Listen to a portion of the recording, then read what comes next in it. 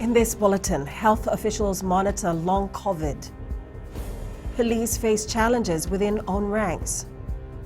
From the studios of FBC Suva, Ateda Lendua. Good afternoon, Fiji. Certain COVID-infected patients are being monitored for long COVID. Permanent Secretary for Health, Dr. James Fong, told FBC News that they're monitoring certain COVID-infected patients for long COVID. This is a condition where individuals suffer from COVID-19 symptoms for a longer period of time. This condition is still being researched and information relating to it is limited at this point. If it is an entity that is being reported worldwide, then perhaps it's a matter of time where we may get someone presenting with something similar. With an increasing number of people breaching COVID-19 protocols, the Fiji Police Force have had to also deal with a few of their own officers breaching restrictions. Commissioner of Police, Brigadier General Sitiveni Gilio, says there have been a few police constables as well as some officers in higher ranks who have breached safety measures in place. Gilio has reiterated that this COVID-19 pandemic cannot be stopped by the Ministry of Health alone and is urging people to be responsible and to adhere to COVID-19 restrictions. And have been issued fines as well in the most recently in the last 2 or 3 days. That has happened again.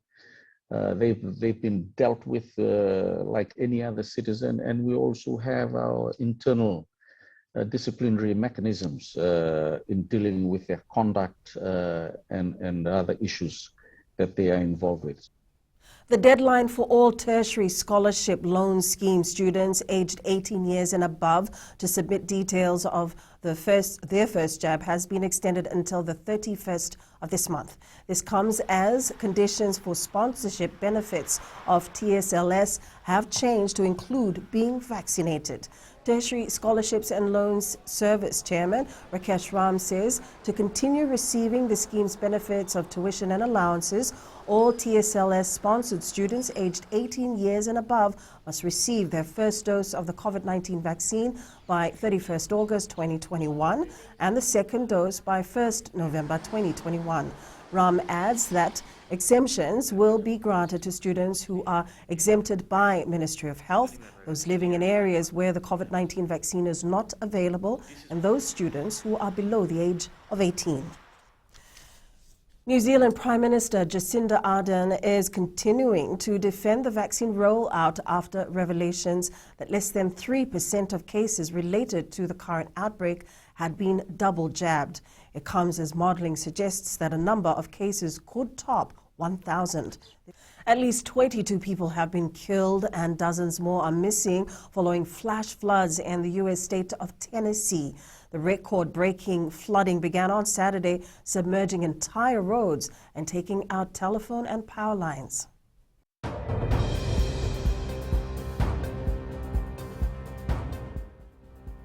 And to our latest COVID-19 update for today, Fiji recorded 591 new COVID-19 infections for the period ending at 8 a.m. yesterday.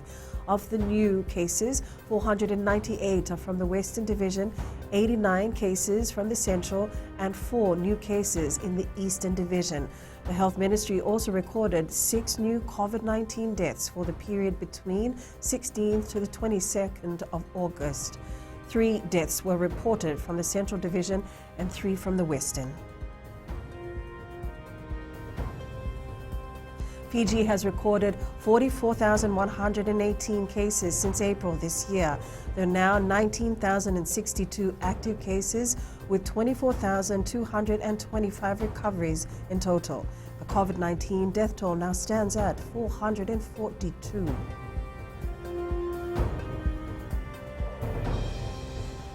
The vaccination campaign also continues around the country. As of yesterday, 543,205 or 92.6% of the population have received their first dose of the AstraZeneca vaccine. 235,271 or 40.1% have received their second dose. The 5 most vaccinated areas include Ba, Rewa, Nadrongai, and Tasiri, which are 100% first jabbed. Next is Nandi. Up ahead, Fiji's chess team improves at Olympiad.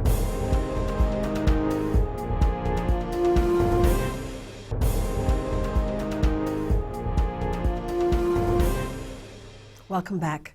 The future of women's rugby in Fiji looks brighter.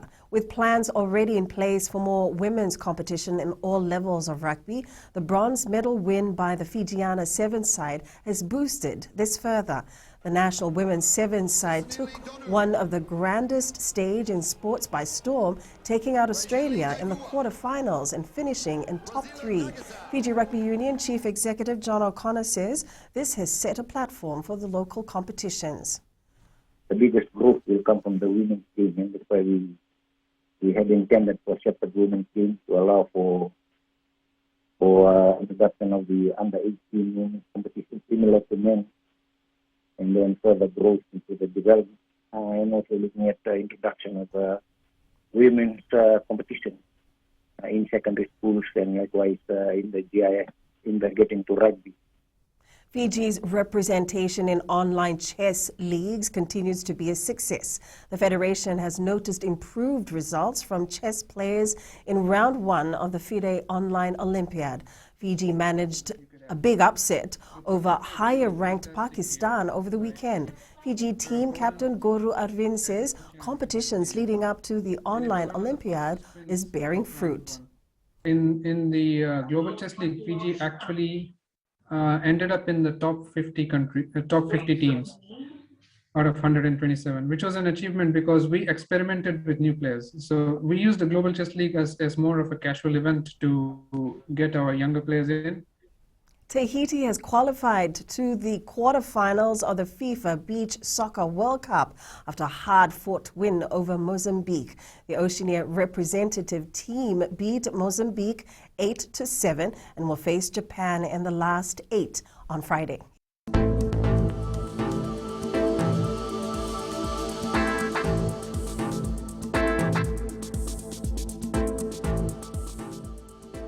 Cloudy periods with some showers over the southeastern parts and interior of the larger islands.